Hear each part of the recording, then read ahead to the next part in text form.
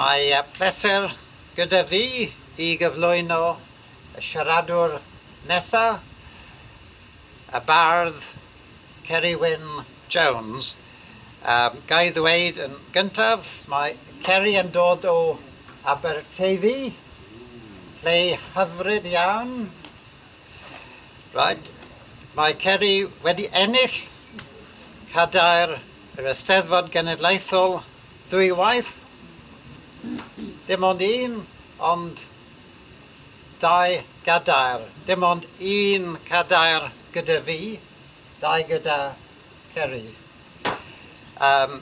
Mae hefyd wedi ennill coron fawredig yr Eisteddfod Genedlaethol yn ogystal â bod yn fardd Plant Cymru yn 2003 a 2004. Mae hefyd yn darlledu, yn perfformio I waith ac yn trefnu gweithdai ysgrifennu creadigol ledled Cymru. So, rhowch croeso cynnes iawn I Ceri Wyn.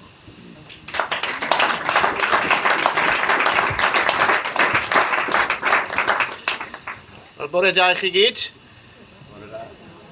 Dwi'n hynod o ddiolchgar, yn bytrysgar iawn, o ran y gwahoddiad yma. A os na rwydd o cad i'r 50 plus ma yn y mywyd I, o'n i'n meddwl. Wel, dwi'n fodlon cyfadde, nes I droi hanner cant mis Rhagfyr diwetha.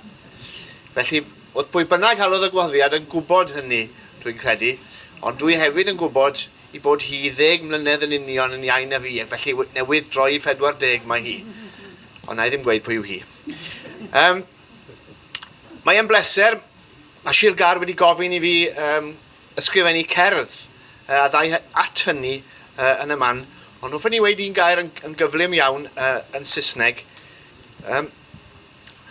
Just as English draws a distinction between being alone and being lonely, so Welsh has both unigedd and unigrwydd. Unigedd, unigrwydd. Unigedd is the state of being on one's own. Unigrwydd is the sadness that engulfs us when we can't bear the state of being on our own. And Carmarthenshire commissioned me to write a poem about loneliness, unigrwydd. Nawr mae bod ar yn pen ein hunain yn golygu gwahanol bethau I ni, ond mae'n rhan o'n profiad ni gyd. Nid dim ond pobl hŷn. Mae e'n brofiad o fore oes hyd at I therfyn, a dweud y gwir. Ond nid pawb ohono ni sy'n diffinio bod ar ben yn hunain yn yr un ffordd a'n gilydd. Dwi ar y men yn hun o flaen y meicroffon ma nawr. Ond dwi'n mynd teimlo'n unig achos mae yna gwmni cynnes iawn dy fi o mlaen I. Ond mae e'n bosib, fel esboniwyd yn gynt, mae e'n bosib I deimlo'n unig mewn cwmni cyfeillgar iawn, iawn. Ond wrth gwrs, gymaint gwath yw'r unigrwydd na I ni'n profi pan I ni'n cyrraedd gytre a mae'r tî'n wag. O bosib yn wag yn barhaol. Nawr falle fod na, fel glywson ni, gymorth a chwmni a chymuned gerllaw. Yn gorfforol felly, drws nesaf falle bod rhywun. Neu, bellach, ac fel oedd Linda yn esbonio, ar-lein, drwy gyfrwng sgrin cyfrifiadur neu ffôn. Ond, fod na gwmni yn y mannau hynny, y gwir yw, dyw hynny yn ymal ddim yn newid dim ar y teimlad mewnol o unigrwydd. Oherwydd, dybiwn ni o leia taw gweld colli cwmni penodol iawn yw unigrwydd yn y bôn. I'll read my commission poem first, and then an English translation of it. And for those interested in such things, they're both written in the form of a sonnet. Unigrwydd. rwy'n cadw'n fysi. Dyna'r unig ffordd yn ôl y sawl awyr. Rwy'n mynd i'r gwaith i ganol stŵr a chlecs, rhag clywed gordd distawrwydd yn yr hel meddyliau maith. Rwy'n aelod o sawl grŵp go iawn ar-lein, sawl fforwm, sawl cymuned sydd yn llawn o fysedd bawd cefnogol ffrindiau ffein.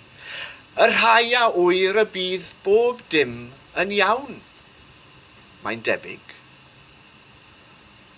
Ond gweitha'r degau hyn sydd yno i mi, ac yn gwmni i gyd, a'i doethyn ebau parod hael ar fryn, a'i sgyrsiau agos ataf, gwyn i byd. Pan geiaf ddrws fy sgrin, does neb a wyr un sill o'r sgwrs sydd rhyngo fi ar hwyr. Unigrwydd.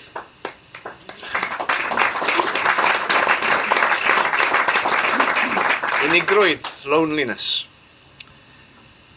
You best keep busy. It's the only way, or so they say. So back to work I go to see if office chit-chat keeps at bay the thought of silence and its hammer blow. I've found communities and forums too, and joined some really useful groups online who post supportive thumbs-ups, all, and who are friends who seem to know that I'll be fine, apparently. But truth be told, despite their company, their being there for me, their wisdom about daybreak following night, their cosy chats, there's not a soul can see beyond my screen those words of plea that pass between the dead of night and me. Diolch yn fawr iawn i chi.